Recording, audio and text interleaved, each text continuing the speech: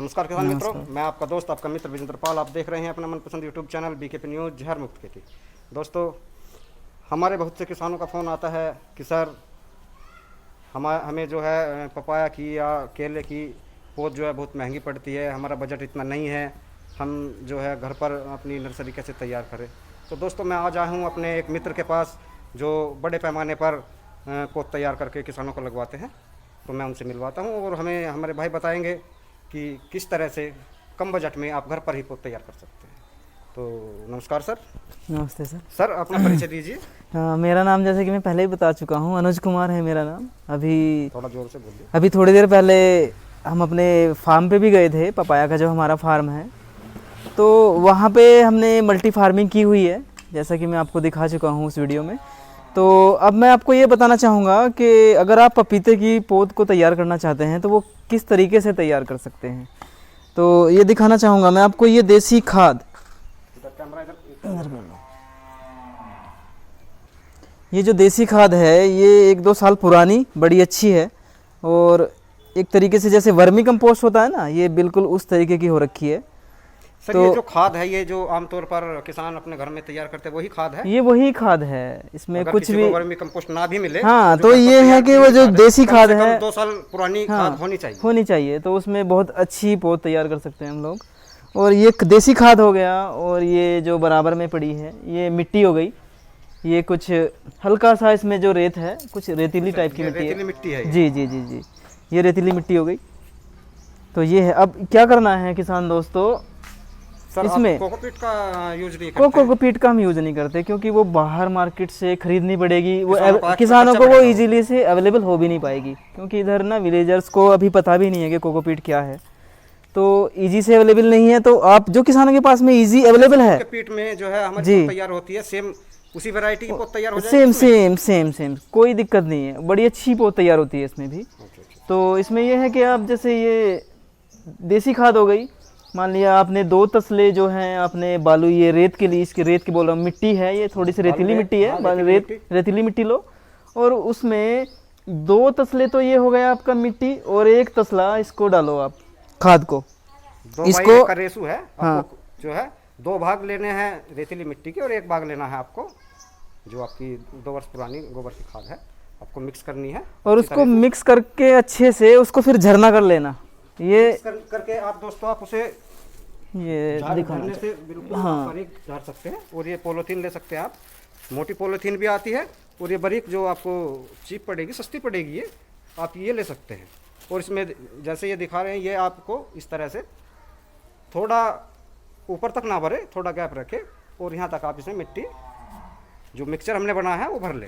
और ये 100 रुपये में आपको ये वाली पॉलीथीन 1000-1200 या 1500 रुपये तक पॉलीथीन 100 रुपये में आ जाती है, मात्र 100 रुपये में बहुत ही कम खर्चा है, 1400-1500 पॉलीथीन आपको अवेलेबल हो जाती है आराम से। तो सर उसके बाद आपने ये हमारे किसान भाई ने ये पॉलीथीन भरकर तैयार कर ली है, उसके बाद इसमें क्या है कि हम लोग इसको एक बेड बना के ना, इन सभी पॉलीथीन्स को बेड पे लगा देते हैं, और उसमें फिर इसका जो ये ऊपर का हिस्सा रह जाता है ना, ये 1 इंच जो इसका हिस्सा बचा हुआ है, तो इसमें हम क्या करेंगे, ये देसी खाद की मात्रा बहुत ज़्यादा रखेंगे, और बहुत हल्की सी मिट्टी मिला के ऊपर की 1 इंच की जो लेयर है उसको हम इस तरीके से बना देंगे, बिल्कुल सॉफ्ट रहेगी वो, जिससे कि हमारा बीज को निकलने में ज़रा सी भी दिक्कत ना हो। तो सर उसमें जो आप ये गोबर की खाद जी की लेयर ऊपर डालेंगे वो 1 इंच की, हाँ 1 इंच की लेयर, 1 इंच की लेयर। हाँ, उसमें थोड़ी सी मिट्टी रखेंगे, ज़्यादा मिट्टी नहीं रखते उसमें, ताकि उसमें हार्डनेस ना आ पाए, हार्डनेस, हाँ, जिससे पौधा आसानी से निकल जाता है, अंकुरित हो जाता है। ठीक है। तो आप सर इसमें जो आप ये पपाया की नर्सरी तैयार कर रहे हैं, तो जी, इसमें बीज 1 डालना है 2? जैसे अभी ब्रीड चल रही है रेड लेडी 786 है, काफ़ी कॉस्टली सीड आता है। अभी 10 ग्राम की बात करूँ तो मार्केट प्राइस जो है उसका 3850 रुपये का फ़िलहाल चल रहा है, तो बहुत महंगा है किसानों के लिए। तो उसका एक सिंगल ही सीड डालना पड़ता है उसमें, हालांकि उसका जर्मिनेशन जो है रेड लेडी 786 का, वो करीब कोई ये मान के चलो 90% तक अच्छा जर्मिनेशन है, उसका जर्मिनेशन लेवल बहुत अच्छा है उसका। तो कुछ ही बीज थैलियाँ ख़राब जाती हैं जिसमें सीड्स उग नहीं पाता, तो बाकी जर्मिनेशन अच्छा आता है। सर आपने अभी इसमें जो है मिट्टी डाल दी है, इसमें बीज लगाने के बाद ऊपर जो है लेयर 1 इंच हम खाद की, जैविक जी, खाद की जी, जो हमने जी, लेयर जी, डाल दी है, उसके जी। बाद हमने जो हमें बिजाई करनी है वो आधा इंच गहरी करनी है, 1 इंच गहरी करनी है, ये समस्या बहुत बस ज़्यादा किसानों के उसको पास है। किसानों को सबसे बड़ी प्रॉब्लम मैं बताना चाहूँगा पपीते के बीज में यही रहती है। अगर किसान पपीते के बीज को नीचे ज़्यादा ले गए ना, ज़्यादा या 1 इंची से भी नीचे ज़्यादा, बल्कि आधा इंची तक ही लगाना चाहिए। अगर आधा इंची से नीचे चला गया, इतना इतना ये मान के चलो, इतना अगर बीज चला गया, तो ये समझ लो कि वो आपका जब उसका अंकुरन होगा ना, वो ऊपर तक आ ही नहीं पाएगा, वो मर जाएगा, वहीं पे दम तोड़ देगा।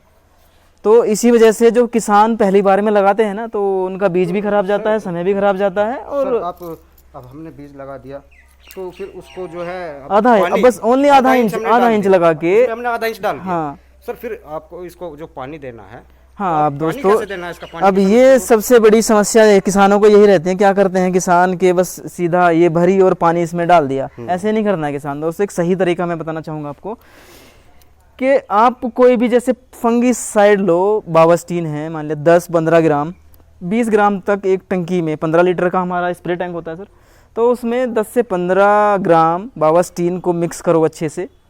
और क्या करना है, ये बेड पे पूरी की पूरी, मैं दिखा दूंगा अभी आपको, ये बेड पे पूरी की पूरी पॉलीथीन हम line by line, row by row लगा देते हैं।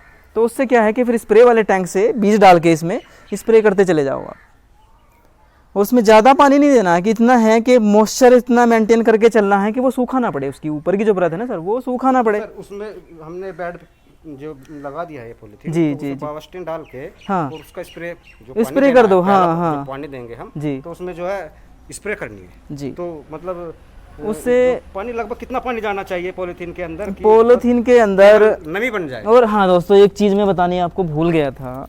आप ये सब कुछ कर लोगे, लेकिन आप अगर पॉलीथीन के नीचे होल करना भूल गए, होल करने का मतलब समझ रहे हो, इसको ऑक्सीजन की रिक्वायरमेंट पड़ती है। अगर इस पौधे को ऑक्सीजन नहीं मिली, मान लिया इसमें सफोकेशन बनेगा पॉलीथीन में, जो आपने वो सीड डाला है, अगर नीचे होल नहीं है, अगर ज़्यादा पानी इसमें भर गया, तो वो निकलेगा कहाँ से? तो पौधा तो सर हमारा, वो पौधा हमारा मर सकता है, मर सकता नहीं बल्कि पौधा हमारा टोटली 100% मर जाता है पौधा, मरेगा। तो उस कंडीशन में आपको करना ये है कि सबसे पहला स्टेप यही है, पॉलीथीन भरो और उसमें 3-4 छेद नीचे की तरफ कर लो।